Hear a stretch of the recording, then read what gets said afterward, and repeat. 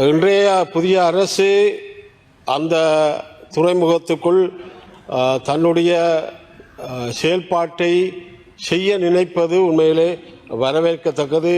இந்த நாட்டுக்கு வருமானத்தை ஈட்டுகின்ற ஒரு செயல்பாட்டை செய்வது சாலச் சிறந்தது என்பதை நான் இங்கு சொல்லிக்கொள்ள விரும்புகின்றேன். இல்லை என்றால் இந்த துறைமுக நகர நிரப்பு சம்பந்தமான விடயங்கள் எல்லாம் வருகின்ற வருமானங்கள் எல்லாம் எங்களுடைய நாட்டுக்கு சொந்தமற்றதாகத்தான் கணிக்கப்பட்டது என்பதை நான் இங்கு குறிப்பிட விரும்புகின்றேன். அது மட்டுமல்ல, பிரதி சபாநாயகர் அவர்களே, இன்றைக்கு புதிய சிடிசி கான்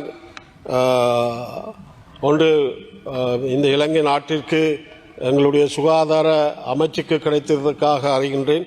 ஆனால் ஏற்கனவே எங்களுடைய அமைச்சர் அவர்கள் மன்னாருக்கு விஜயம் செய்து இந்த சிடிசி ஸ்கேனை தருவதாக வாக்களித்திருந்தார்.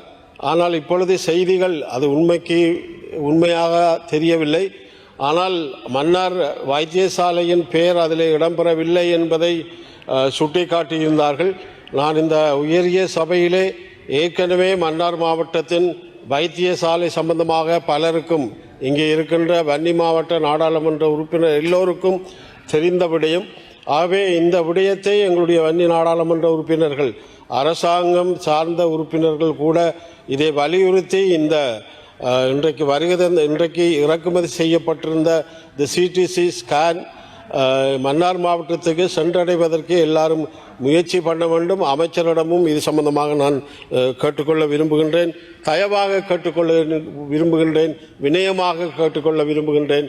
ஏனென்றால் மன்னார் மாவட்ட வைத்தியசாலை என்பது அது ஒரு மாவட்ட வைத்தியசாலை என்பதை விட ஒரு கிராம ரீதியான வைத்தியசாலையாகத்தான் இப்பொழுது பார்க்கப்படுகிறது. இந்த அரசாங்கத்திற்கும் ஜனாதிபதிக்கும் தெரியும் மன்னார் மாவட்டத்தின் வைத்தியசாலை நிலவரம். ஆகவே அதை முன்னேற்றுவதற்கான ஒரு செயல்பாட்டை செய்ய வேண்டும். அதற்கு நாங்கள் வன்னி மாவட்ட நாடாளுமன்ற உறுப்பினர்கள் இந்த சிடிசி ஸ்கேன் கிடைப்பதற்கான அனைத்து முயற்சிகளையும் செய்ய வேண்டும் என்று இந்த சபையிலே நான் கேட்டுக்கொள்கிறேன். நேற்றைய தினம் மாகாண சபை தேர்தலை நடத்துவது எந்த வகையிலே நடத்த வேண்டும் என்ற குழுவை அரசாங்கம் நிர்ணயம் செய்திருக்கிறது. என்னை பொறுத்தமட்டிலே இந்த ஒவ்வொரு அரசாங்கங்களும் ஒரு பிரச்சனையை தணிப்பதற்கு இந்த குழுக்களை போடுவது வழக்கம். இந்த குழுக்களை போடுகின்ற போது அது ஆராய்கின்ற ஒரு சூழல் வருகின்ற போது, அது அறிக்கை சமர்ப்பிக்கின்ற சூழல் வருகின்ற போது அது காலத்தை கடத்துகின்ற ஒரு செயலாகத்தான் அமைகின்றது என்பதை கடந்த கால வரலாற்றிலே நாங்கள் பார்த்த உண்மை. ஆனால் இப்பொழுதும் புதிய அரசாங்கம் இந்த மாகாண சபை தேர்தலை நடத்துவதற்கான ஒரு முறையை ஆராய்வதற்கு ஒரு குழுவை நியமித்திருக்கிறது. ஆனால் இது எங்களுக்கு ஒரு சந்தேகத்தை தருகிறது.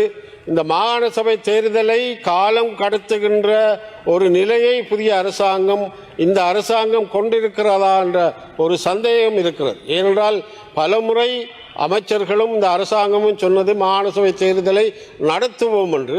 ஆனால் இப்பொழுது குழுவை நியமித்திருப்பதை பார்க்கின்ற போது இந்த மாகாண சபை தேர்தல் தள்ளப்படுகின்ற ஒரு முறையைத்தான் கொள்ளப்படுகிறதா என்ற ஒரு கேள்வி எழுகிறது. ஆகவே உடனடியாக இந்த பழைய முறையிலே தேர்தலை நடத்தி அதன் பின்பு என்ன செய்ய வேண்டும் என்று ஆராய வேண்டுமே ஒழிய இந்த தேர்தலை பின்பற்றுவதற்கான யுத்திகளாக இந்த குழுக்களை அமைக்கின்ற ஒரு செயல்பாட்டை தயவு செய்து காலம் கடத்துகின்ற ஒரு நிலையை கொள்ள வேண்டாம் என்ற அந்த கோரிக்கையை நான் முன்வைக்க விரும்புகின்றேன். ஏனென்றால் இன்றைக்கு இந்த மாகாண சபை தேர்தல் என்பது நடத்தப்படுகின்ற காலகட்டத்திலே இருந்து கொண்டிருக்கிறோம்.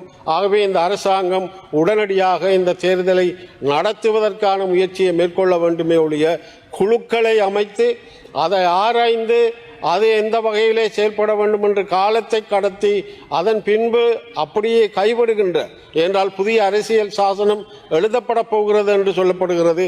அந்த வகையிலே இந்த மாகாண சபை முறைமையும் இல்லாதொழிக்கப்பட போகிறதா என்ற ஒரு கேள்வியையும் நான் இங்கு இந்த சபையிலே கேட்டுக்கொள்ள விரும்புகின்றேன். ஆகவே புதிய அரசியல் சாசனம் எழுதப்படுகின்ற போது தமிழ் தரப்புகள் அத்தனை பேரையும் இணைத்து ஒரு அவர்கள் விரும்புகின்ற எங்களுடைய மக்கள் விரும்புகின்ற தமிழ் பேசும் மக்கள் விரும்புகின்ற அந்த ஒரு புதிய அரசியல் சாசனத்தை எழுதுவதற்கான ஒரு வாய்ப்பை இந்த அரசாங்கம் கொள்ள வேண்டும். அதுதான் ஒரு ஜனநாயக நேர்மைத்தன்மையாக இருக்கிற ஒரு சூழலை உருவாக்கும் என்பதை நான் இங்கு அந்த அடிப்படையிலே இந்த மாகாண சபை தேர்தலை பின்பற்றுவதற்கான யுத்திகளை இலங்கை அரசாங்கம் கொள்ளக்கூடாது. ஏனென்றால் மக்கள் உங்களுக்கு வாக்களித்திருக்கிறார்கள், மக்கள் மாகாண சபை தேர்தலை நடத்த வேண்டும் என்று எதிர்பார்க்கிறார்கள். அந்த வகையிலே இந்த தேர்தலை பின்பற்றுவதற்கான யுத்திகளை புதிய அரசாங்கம் கையாள வேண்டாம் என்று நான் இச்சந்தர்ப்பத்திலே கேட்டுக்கொள்ள விரும்புகின்றேன். அது மட்டுமல்ல, பிரதி சபாநாயகர் அவர்களே, கடந்த அனர்த்தம் இயற்கை அனர்த்தத்தின் பின்பு மன்னார் அபிவிருத்தி குழு கூட்டத்திலே ஜனாதிபதி அவர்கள் வந்திருந்தார்கள். பல விடயங்களை அவர் உடனடியாக செய்வதற்கான உத்தரவை கொடுத்திருக்கின்ற போதிலும் எங்களுடைய மீனவர்கள் நேற்றைய தினம் அறிவித்தல் சொல்லப்பட்டிருக்கிறது. புயல் இயற்கை அனர்த்தத்தினால் புயல் காற்று கூடுதலாக வீசக்கூடும், கடத்தொழிலுக்கு செல்ல வேண்டாம் என்ற உத்தரவை அரசாங்கம் பிறப்பித்திருக்கிறது. இதை நாங்கள் ஜனாதிபதியிடம் நான் முன்வைத்தேன். ஒவ்வொரு முறையும் இந்த இயற்கை அனர்த்தம் வருகின்ற போது எங்களுடைய மீனவர்களை தொழிலுக்கு செல்ல வேண்டாம் என்று சொல்லுகின்ற அரசாங்கம் அவர்கள் அந்த காலத்திலே தொழிலுக்கு செல்ல முடியாத காலகட்டங்களிலே அவருக்கு ஏதாவது உணர்வு அல்லது ஏதாவது மானிய அடிப்படையிலே செய்ய வேண்டும் என்ற கோரிக்கையை முன்வைக்கின்ற போது ஜனாதிபதி அவர்கள் ஒரு உத்தரவை இட்டிருந்தார்கள். அதாவது இந்த எங்களுடைய குறிப்பாக இந்த இலங்கை நாட்டிலே இருக்கின்ற மீனவர்கள் இந்த தொழிலுக்கு செல்ல முடியாத கடலுக்கு செல்ல முடியாத ஒரு நிலையிலே அவர்களுக்கு உலருணவு கொடுக்கப்படும் என்று உத்தரவை பிறப்பித்து சென்றார்கள். ஆனால் அங்கே ஒரு சிக்கல் இருக்கிறது பிரதேச சபாநாயகர் அவர்களே. அது என்ன சிக்கல் என்றால், பிரதேச சபை எங்களுடைய வெள்ளத்தால் பாதிக்கப்பட்ட மக்களுக்கு உலருணவு கொடுத்திருக்கிறார். ஆனால் ஜனாதிபதியுடைய உத்தரவு என்னவென்றால், இந்த மீனவர் சமூகத்திற்கு உலருணவு கொடுக்கப்பட வேண்டும் என்பதை சொல்லி இருக்கிறார். அந்த வகையிலே இப்பொழுது பிரதேச சபைகள் கொடுக்கப்பட்ட அந்த உலருணவை மீளப்பெறுகின்ற அல்லது ஜனாதிபதி உத்தரவின் பேரில் மீனவ சமூகத்துக்கு கிடைக்கின்ற அந்த உலருணர்வு கொடுக்கப்படாத ஒரு சூழலை எங்களுடைய மக்கள் சந்தித்துக் கொண்டிருக்கிறார்கள், மீனவ சமூகம் சந்தித்துக் கொண்டிருக்கிறது. அதை ஒரு காலம் அனுமதிக்க முடியாது. ஜனாதிபதி அவர்கள் அதை உணர்ந்து அவர்களுக்கு அந்த உணர்வை கொடுக்க வேண்டும் என்ற உத்தரவை இட்ட பின்பும் இந்த சிக்கலுக்குள் எங்களுடைய மீனவ சமூகம் திண்டாடி கொண்டிருக்கிறது. அந்த வகையிலே நான் ஒன்றை சொல்லிக்கொள்ள விரும்புகிறேன் பிரதி சபாநாயகர் அவர்களே. இந்த விடயத்திலே எங்களுடைய அமைச்சையும் நான் கேட்டுக்கொள்கிறேன். இந்த உலருணவு சம்பந்தமாக எந்த பாகுபாடும் இல்லாது எங்களுடைய மீனவ சமூகத்திற்கு செல்ல வேண்டும் என்று நான் கேட்டுக்கொள்கிறேன்.